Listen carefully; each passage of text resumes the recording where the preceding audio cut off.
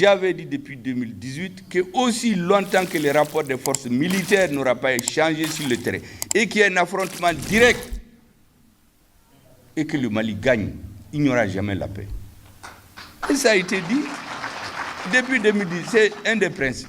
Le deuxième principe, c'est des réformes politiques et institutionnelles. Nous avons aujourd'hui une nouvelle constitution. Nous sommes en train de refonder l'État. Je vais vous dire dans quel domaine on fait la refondation. Nous avons un organe unique par son droit, se rappeler que tout est parti de la contestation des résultats des élections. Donc il faut mettre un organe crédible qui ne peut pas être accusé par les opposants d'être une branche du pouvoir qui donne le pouvoir au pouvoir. Nous avons demandé un pacte social. Parce que c'était clair pour tout le monde qu'aussi longtemps que dans la société, les pères, les mères, les femmes, les enfants des soldats n'ont pas le minimum de stabilité sociale, le soldat ne peut pas se battre comme il faut. Ça a été fait. Nous avons demandé d'appliquer l'accord de manière à ce que la majorité des Maliens s'y reconnaissent. L'accord pour la paix et la réconciliation ici du poursuite d'Alger.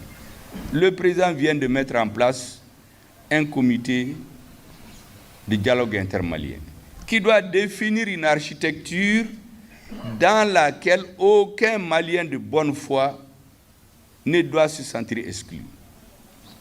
Parce que même une minorité exclue de façon délibérée, sur le long terme, on aura raison. Plus on est fort, plus il faut être modeste. À un moment donné, nous, on n'avait pas le choix, il fallait qu'on éteigne le feu ou qu'on enlève la case là du feu. Maintenant que c'est fait, il faut s'asseoir et dire qu'est-ce qu'il faut pour ne plus avoir affaire avec les mêmes problèmes. Mais si la victoire monte dans la tête, ah j'ai gagné, c'est terminé, je ne parle plus avec personne, ça ne marche pas. Historiquement et dialectiquement, c'est voué à l'échec sur le moyen et le long terme. Et nous voulons construire quelque chose sur le moyen, sur le long terme, pour que dans des générations on en parle. Donc aucun Malien, la force du Mali, c'est sa diversité culturelle, ethnique, religieuse, sur tous les autres plans. Si vous enlevez cette diversité, il n'y a pas de Mali. Quand vous prenez l'histoire du Mali, on nous a enseigné beaucoup de fausses choses, mais c'est une histoire compacte qui est différente de l'histoire des autres pays. J'ai été récemment au Niger. Agadez, on dit que c'est le pays des Touaregs. C'est ce qu'on dit partout. Mais est-ce que vous savez que le chef traditionnel là-bas, c'était noir, il est noir comme du charbon. Il est même plus noir que moi.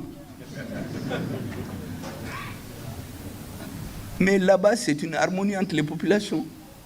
L'un des anciens chefs rebelles, il est maire là-bas, il m'a dit que lui, il a beaucoup compris. À un moment de l'histoire, il était dans un jeu, mais aujourd'hui, il a compris. Et vous savez, j'ai trouvé la grande mosquée d'Agadez. Ça a été construit en 1500 par Askia Mohamed. Par un empereur malien, qui était derrière un Soninké. C'est pourquoi le ministre dit que lui n'est pas d'accord, on n'a pas parlé de Soninké.